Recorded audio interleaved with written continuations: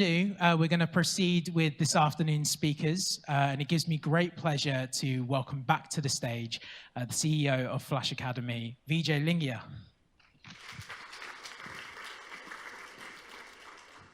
Hello again, everyone. I hope you've had a great morning, enjoying the brilliant speakers of the morning session.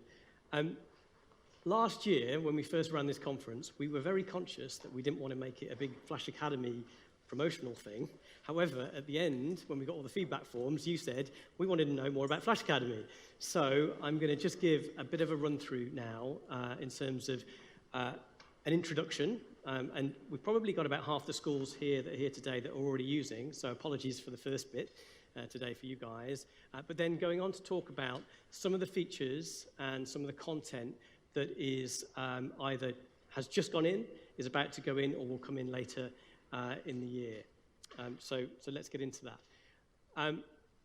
First of all, just who are we as a reminder? So our team lives here. This is our home. We're just on the top floor of this building.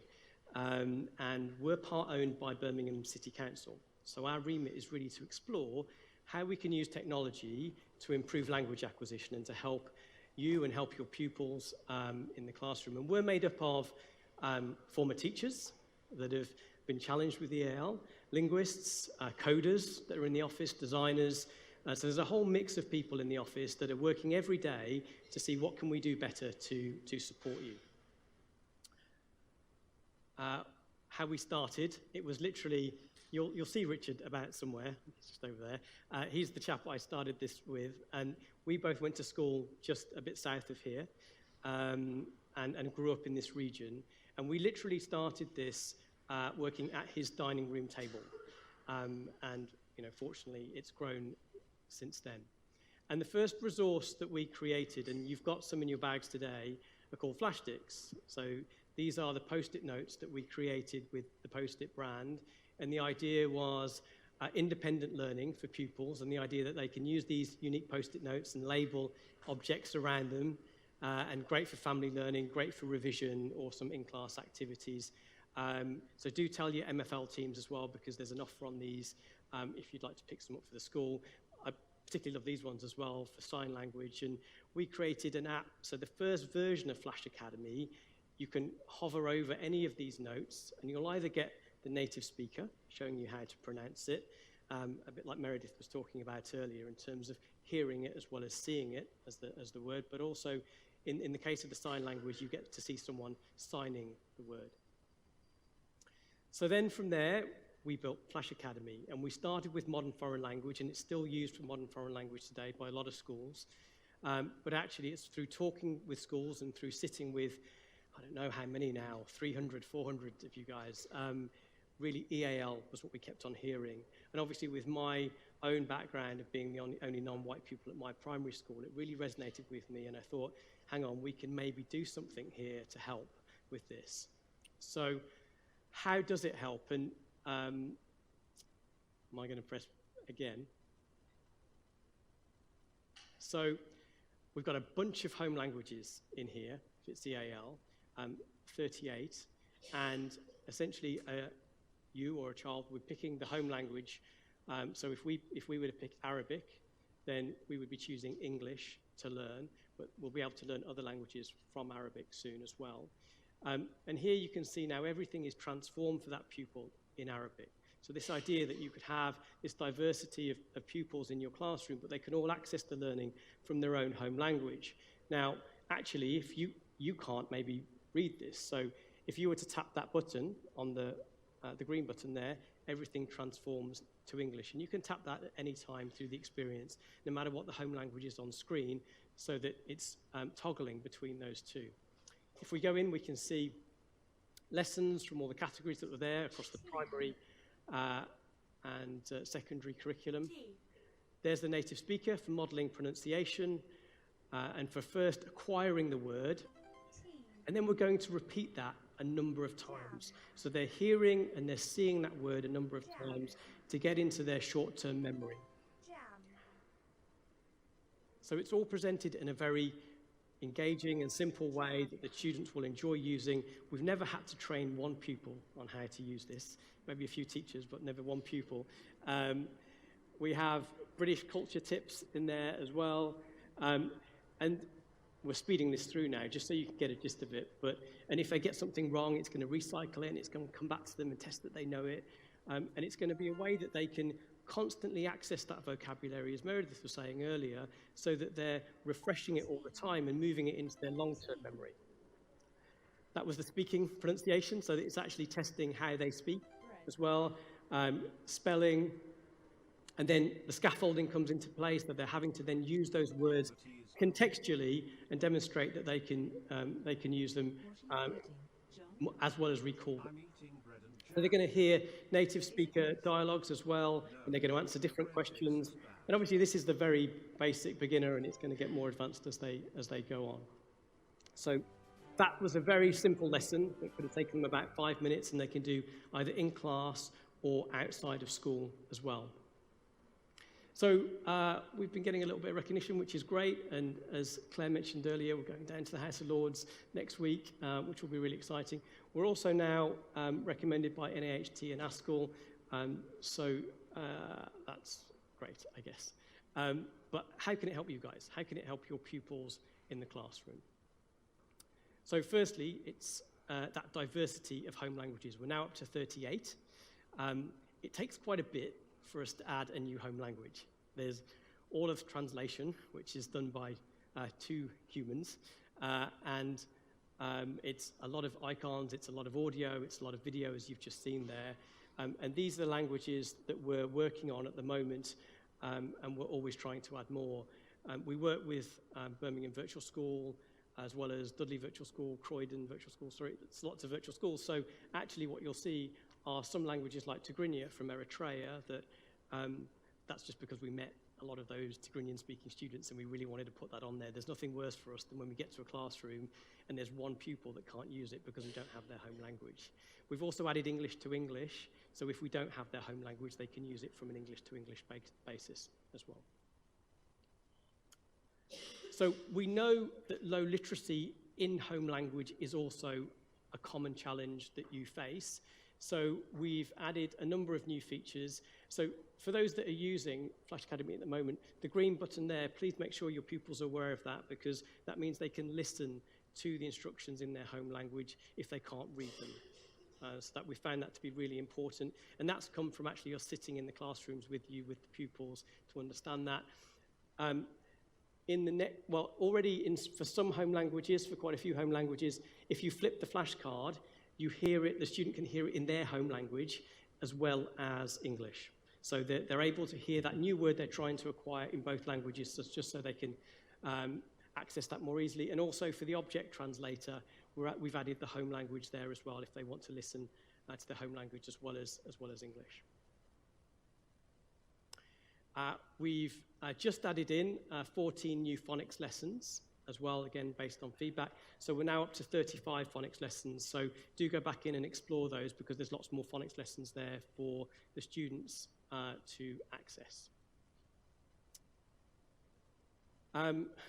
Again, this echoes, I didn't realize Meredith was going to put that book up, but our content team work on the tier-based system of vocabulary. So what you'll find in FlashAcademy are the tier ones, the everyday high-frequency words that the students need and that they'll hear a lot in spoken language. Tier 2 are actually the hardest for them to acquire, because they won't typically hear those in their everyday lives or in school. Actually, they're the more academic words, command words, for example, for exams, that often they'll struggle with. And those are the ones that really need to be taught explicitly if pupils are going to pick them up. So they will be in a new section of the app called Wow Words that will teach those command words and some of those other academic words for them. And then tier 3, the more sort of curriculum-specific words. Again, for us, we've observed that some of these students are really going to struggle in their curriculum lessons with all that vocabulary that's curriculum-specific. So we're adding a huge amount more there to assist them so that they can navigate those lessons more easily. And really important as well for all of the curriculum teachers to be aware of that. So when we come in and do whole school training, it's really important that we get as many of the teachers into that training as possible, so they're aware that they can perhaps set some pre-teaching homework for the students before they teach a class as well.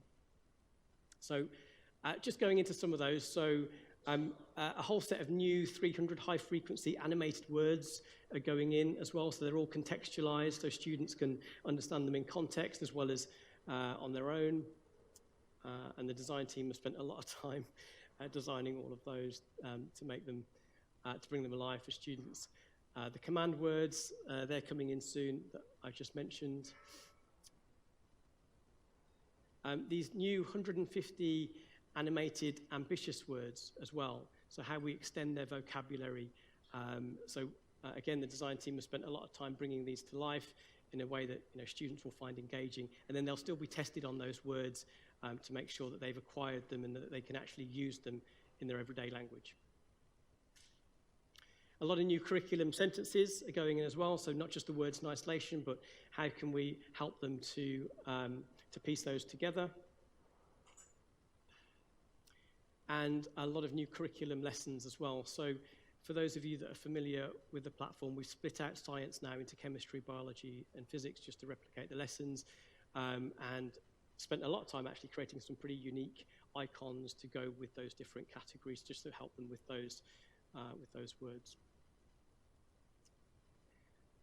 Now, a bit later in the year, we've got a lot of exciting advanced content coming in. So I think this will apply not just for EAL, but actually just for whole school literacy across your schools, because that's something that's now being pulled out of us from a lot of teachers. So, for example, getting the students to free type answers, or getting them to give longer answers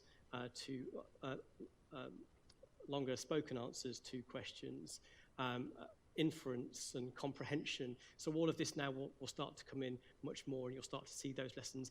And we can actually just populate that directly. So sometimes you'll need to update the app if it's new features, but actually content we can just send there and you'll just find it appear. And do keep talking to your success team, so Harry and his team, because they'll be constantly trying to tell you about these new things that are available for the students. We know engagement's really important, and as Claire was saying earlier, just that fun element, having fun but learning at the same time. So we've been busy building a lot more games as well for the students.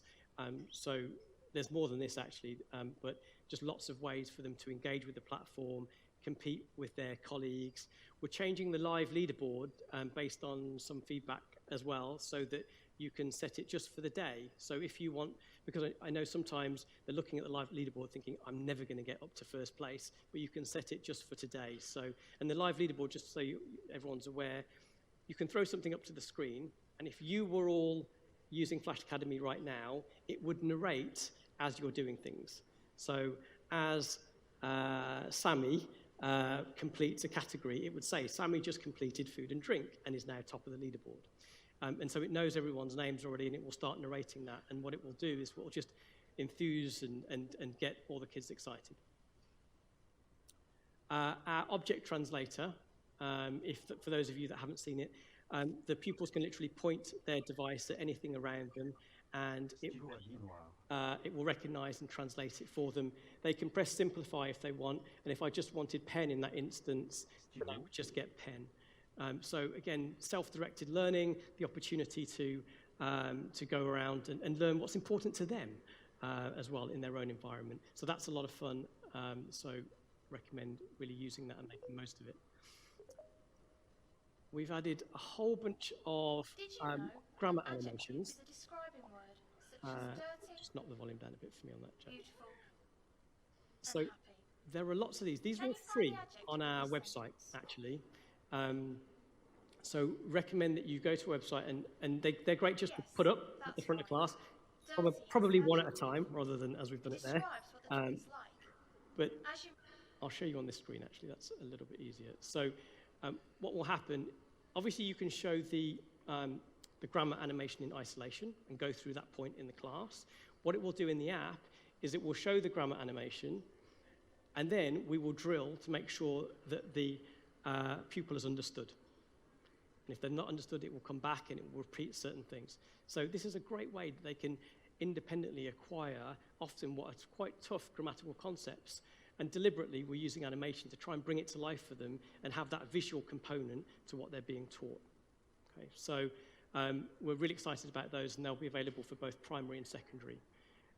If you want to access some of those now or after the conference, just go to the educators section of our website, and there's the area there, free grammar videos, and you can access any of those for free. Even if you're not a Flash Academy school, doesn't matter, access them and you can put them up in the classroom and use those.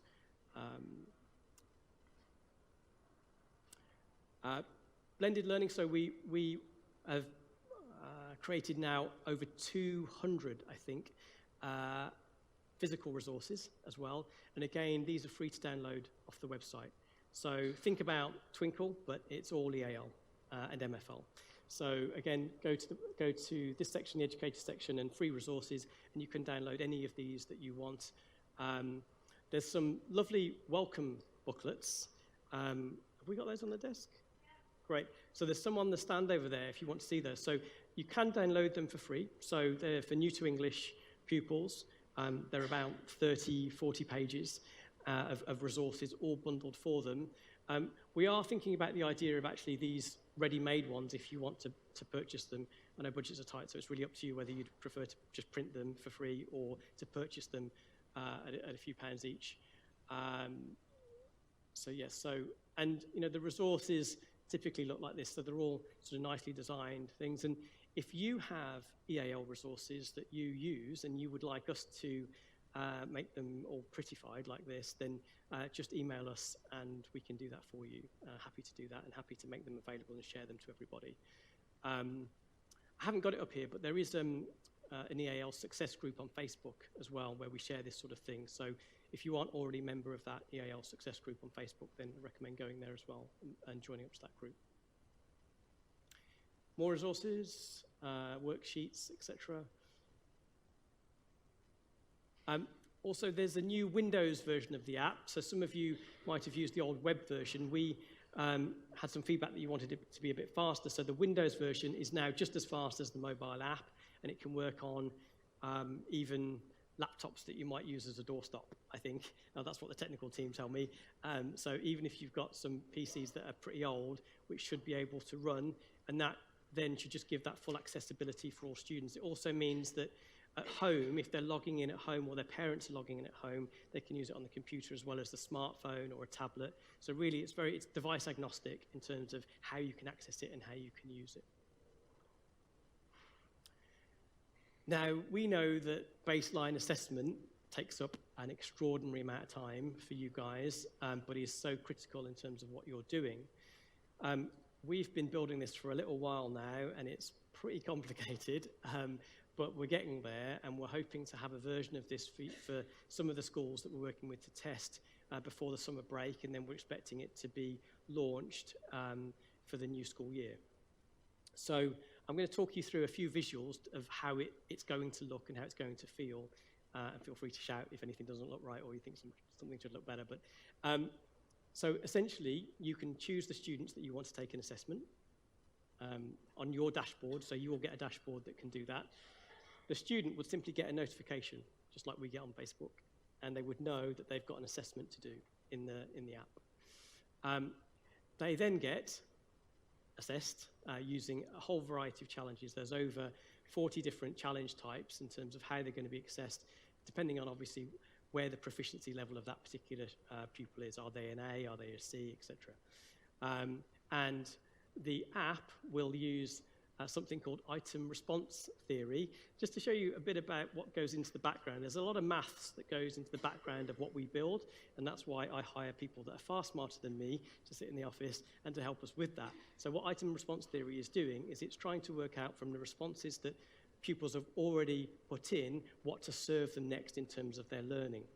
Okay, so in a bit like it's a smaller way of what machine learning does, which is look at all the data and then use that intelligently to serve the next piece of information.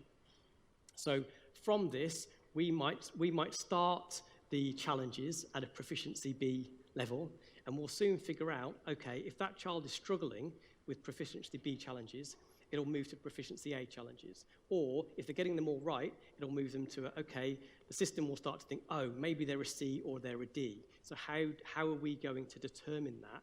And it will be using this and constantly calculating to try and assess where that student is.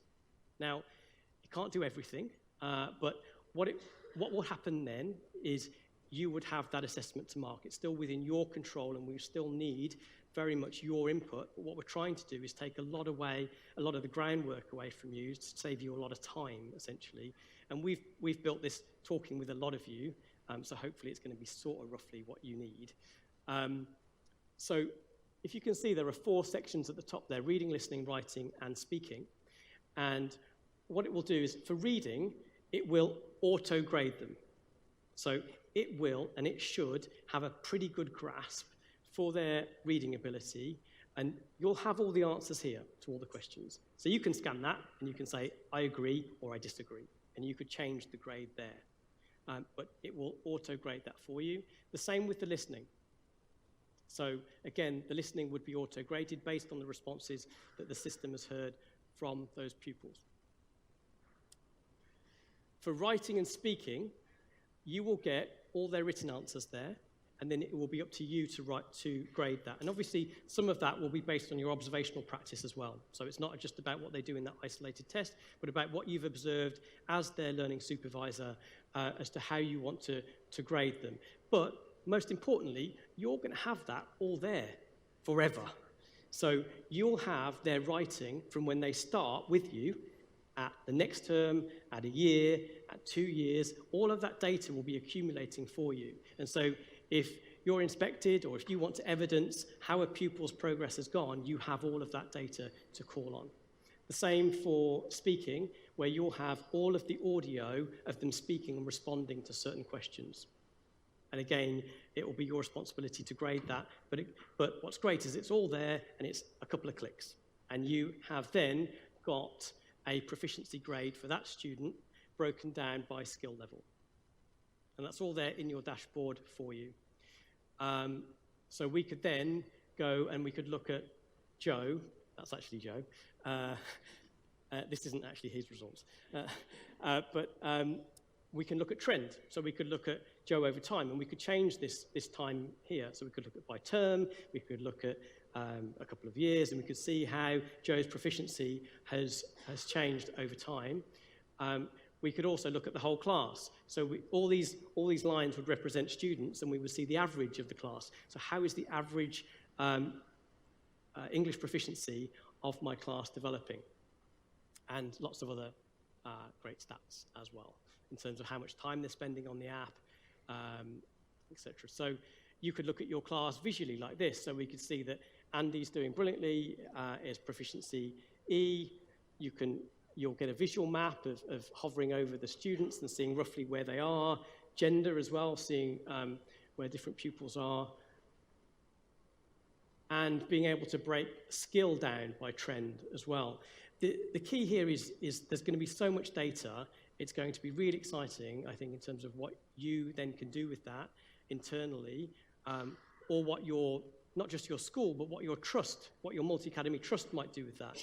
We could look at, so obviously, based on the pairing of the home language to the target language, there will be different interference levels.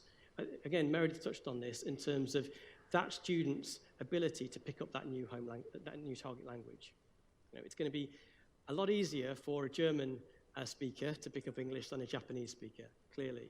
So it would be really valuable, wouldn't it, if we could look at trend of certain home language speakers and how they're progressing compared to other home language speakers that started at the same point.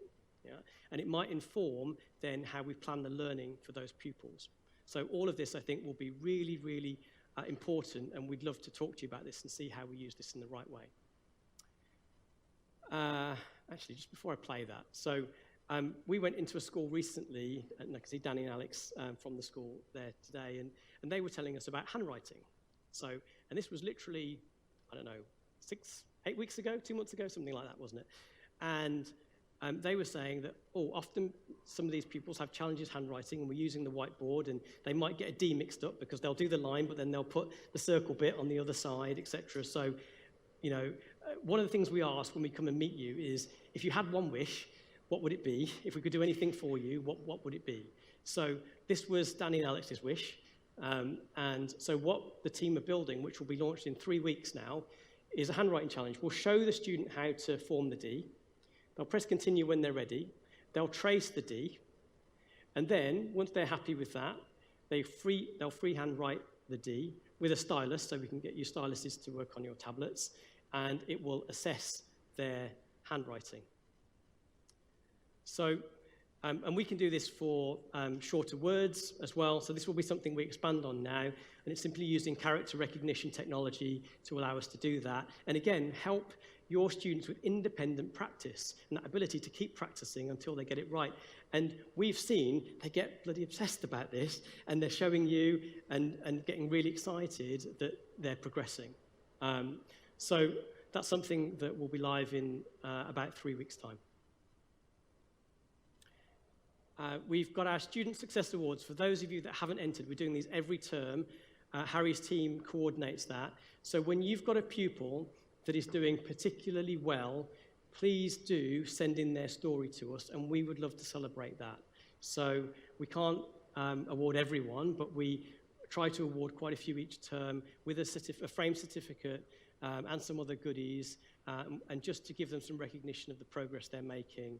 And Nick, who you saw earlier, Nick Bailey, we'd love to send him in to some of your schools. Maybe he can do an assembly presentation, help them feel good about the progress they're making. It's something they can take home as well to demonstrate what they've been doing at school. So, so do make note of that as well. A reminder that as well as EAL, it is English to English, it's whole school literacy, and increasingly so as we bring in all of this more advanced content and the baseline assessment. And also, obviously, MFL is still there. So if you've got a home language Polish-speaking student, they could learn French from Polish, or they could learn Italian from Polish. There's so many pairings available there, and it's really interesting. Or all of the students could be learning some of the other students' home languages, which is really fun as well. Or you guys could be learning some of their home languages as well. So I think it opens up all sorts of possibilities. And if you're with us, then you get free access as well as teachers. So even if you're going to holiday to Spain or whatever, then that's a great opportunity as well that you've got an app there to learn a bit of the lingo. Oh yeah, so this came from working with some of the schools on community days. I think Claire mentioned this. So with some schools we've been in where we've brought parents in, and we've worked with the parents as well as the children. Well, the children have worked with the parents. But the parents actually told us, oh, I have this same challenge, but what's there for me?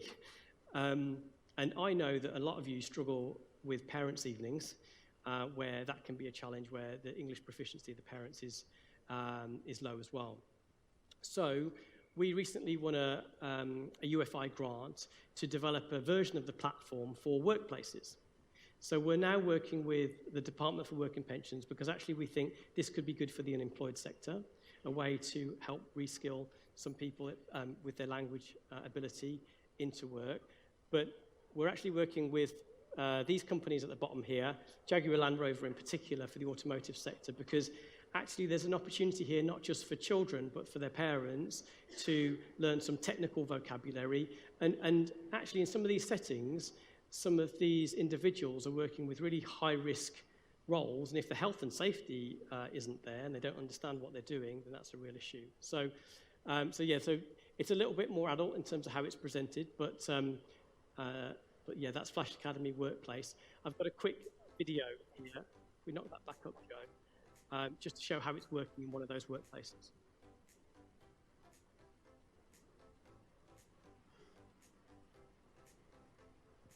FlashAcademy Workplace appeals to us because it's helped us look at our processes and procedures right back to induction.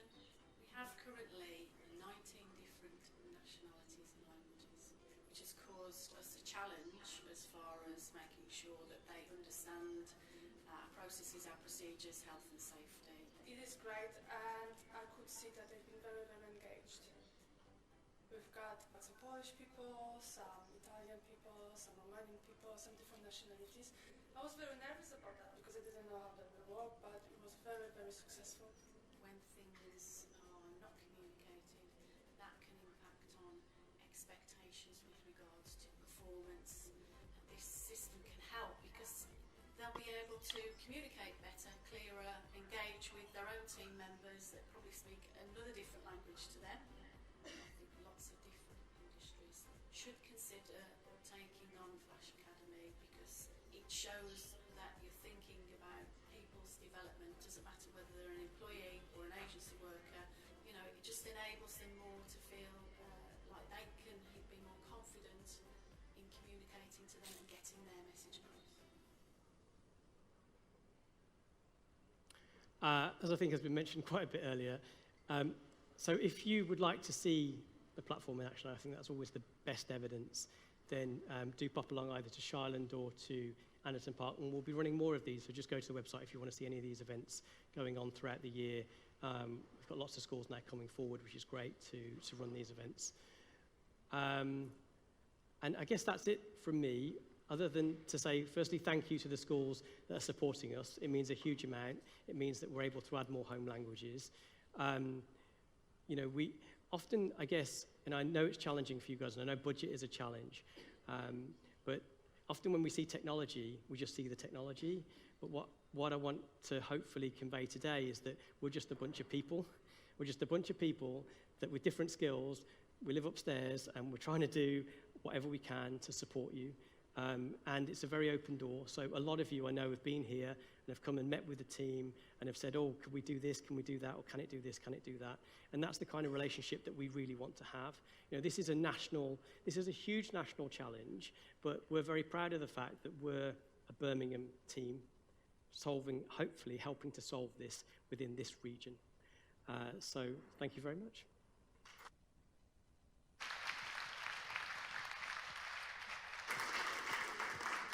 Are there any questions, actually, just before I go? No? Oh, yes, question over there. With a sound effect.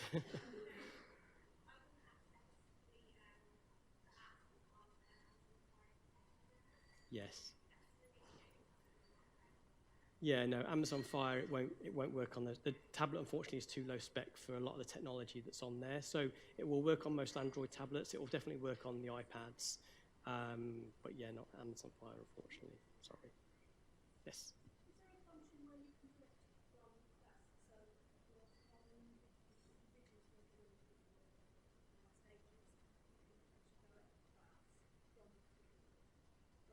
You could, yeah, you could do it as your own teacher login, and you could just show it on the front, and then get them to interact with it, and let's go through these words. And there's flashcard sections that would allow you to do that, and certainly with the grammar videos, you could show those at the front of the screen as well. The reason that we have the individual logins is because of that data, so it's tracking all of their individual progress, and they're able to take that login home as well as use it in school. But yeah, there are ways to use it.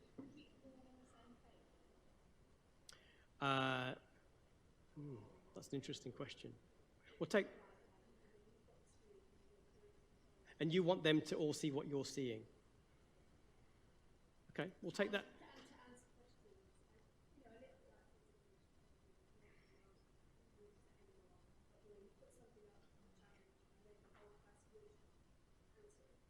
Okay, that's something we can look at. The challenge with that a little bit is that because it's very individualized, if a student gets it wrong, we would like to serve that to them again a bit later.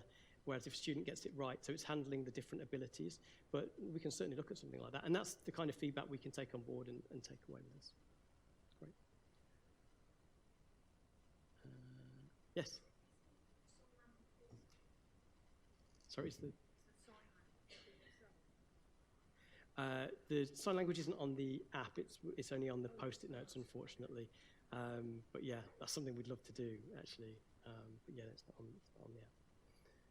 Yes?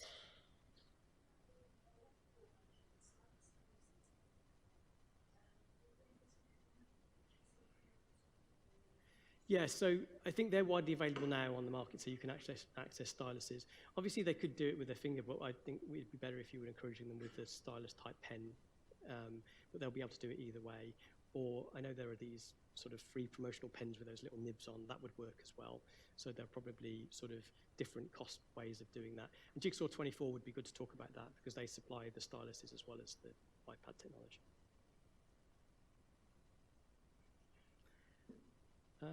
Great. I know, and the final point, I guess, is for those of you that are thinking budget, if you are interested in this and would like it for your school, I would encourage you to get us in to talk to your SLT. Invariably, if we're sat in a room with your SLT, they will find the money for it. I know they're aware of pots of money that no one else is aware of, and we always find that is a massive, massive help, and the decision gets made so quickly. So that would be my advice. Any of our team can come out, and we'll give that demonstration to your SLT or to you, and to learn more about what your school needs. But yeah, that would be my recommendation there. All right, thank you so much. Thank you very much.